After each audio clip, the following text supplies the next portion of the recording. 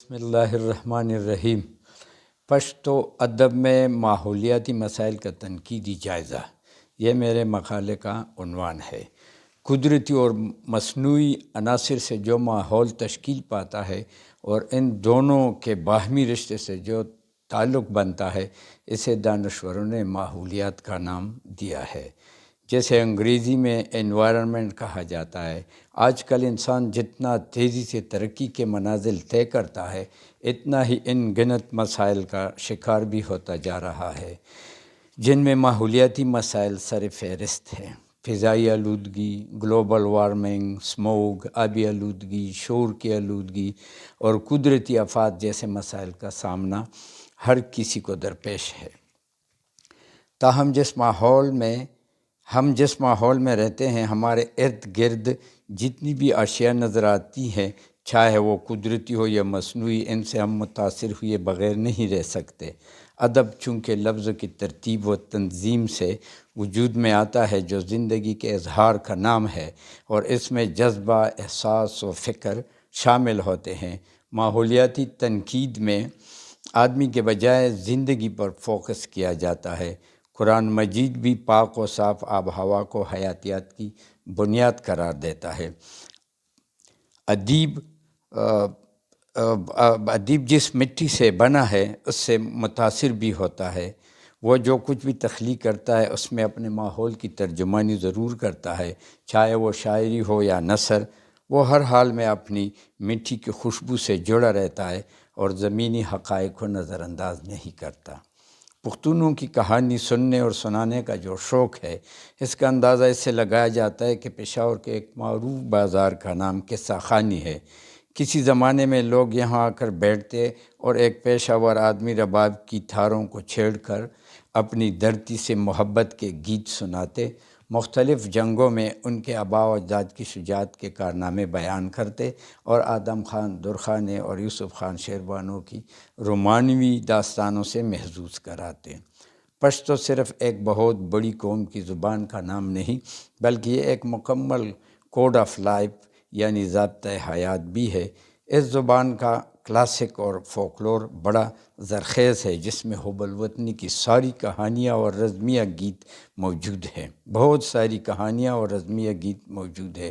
پٹہ خزانہ کے مطابق پشتو کے پہلے شاعر امیر کروڑ، جو 139 ہجری میں گزرے ہیں، ان کی ایک رزمیہ نظم ہم تک پہنچی ہے، جو انہوں نے وطن کی محبت میں دشمنوں کو للکارا ہے۔ زیم زمرے پردے نڑے لما تل نستا، پہ ہند و سندھ پر تخار اور پر کابل نستا، بل پزابل نشتا۔ ترجمہ: میں اپنے وطن کا شعر ہوں۔ اس دنیا میں مجھ جیسا بہاتر تم کو کہیں نہیں ملے گا، نہ ہند اور سندھ میں، نہ کابل اور نہ زابل میں۔ خوشحال خان خٹک اور عبدالرحمن بابا عالمی شہرت یافتہ دانشور ہیں۔ انہوں نے پشتو ادب کو جو کچھ دیا ہے، وہ اپنی مثال آپ ہے۔ ان شخصیتوں کے کلام پڑھنے سے اندازہ ہوتا ہے کہ ان کا اپنی مٹی سے کتنا پیار تھا اور اپنی زمین سے کتنے جڑے ہوئے تھے۔ خوشحال خان خٹک اپنی دھرتی سے پیار بھرے نغمات یوں الاپتے ہیں: دا وطن مینا اے جانا، را پیدا دا ایمانا، نہ دخپل وطن خارونا، نہ دبل وطن گلونا۔ وطن کی محبت میری جان ایمان کا حصہ ہے۔ اپنے وطن کے کانٹے دوسرے ملک کے پھولوں سے بھی زیادہ پیارے ہوتے ہیں۔ مختلف انگریز مستشرقین نے خوشحال خان خٹک کے رزمیہ نظموں کا انگریزی میں ترجمہ کیا، جو 19ویں صدی میں کتابی صورت میں شائع بھی ہوئی ہیں، جس کا مطالعہ ڈاکٹر علامہ محمد اقبال نے کیا اور ان کی جذبہ حب الوطنی سے بہت زیادہ متاثر ہوئے۔ انہوں نے اپنے کلام میں پشتو کے اس نابغہ روزگار شخصیت کو زبردست خراج تحسین پیش کیا ہے۔ حکیم ملت افغانیہ، طبیب علت افغانیہ، راز قوم دید و بے بقا نہ گفت، حرف حق بشوخی رندہ نہ گفت۔ رحمان بابا کا اپنی مٹی کے بارے میں یہ خیال ہے: زد پیژنم دا اصل نہ خاکی، زان بسو سنڈے پگتو لتورابا۔ ترجمہ: میں تم کو اچھی طرح سے جانتا ہوں کہ مٹی سے پیدا ہوئے ہو، لہٰذا اپنی زمین سے جڑے رہو۔ کب تک اپنے آپ کو گرد و غبار سے جاڑو گے؟ امیر حمزہ خان شنواری جو 20ویں صدی کے بہت بڑے صوفی پختون دانشور ہیں، بابا غزل ہے، لیکن انہوں نے اپنے وطن کی محبت میں کئی ایک شاہکار نظمیں بھی لکھی ہیں۔ ماحولیات کے بارے میں ان کے ہاں کافی اشعار ملتے ہیں۔ یہاں ان کی ایک نظم جونگڑا جھونپڑی کا حوالہ دیا جاتا ہے، جو اپنے محبوب کو فطری نظاروں میں گم ہونے کے لیے آبادی سے دور کسی جنگل میں بلاتے ہیں۔ رازا چیو جوڑ کو جونگڑ پا جنگل کے ترجمہ: آؤ میری جان، او میری جان آؤ، کہیں دور کسی جنگل میں اپنے لیے جھونپڑی بنا دے۔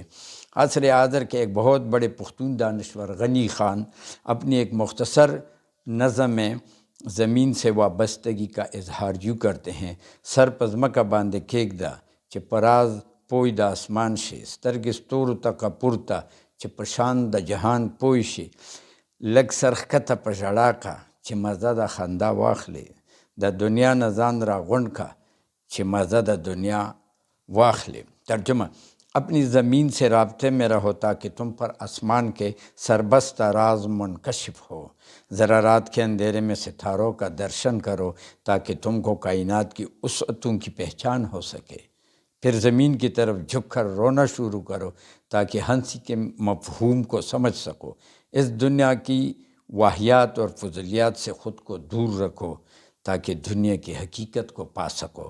افغانستان میں اپریل 1978 کو جو خونی انقلاب آیا، اسے سور انقلاب کا نام دیا گیا۔ اس سے جو تباہ کاریاں سامنے آئی، یہ تو ہمارے آنکھوں دیکھا حال ہے۔ 30 لاکھ افغان مہاجرین بے گھر ہو کر پختونخوا کے مختلف کیمپوں میں آبس ہے۔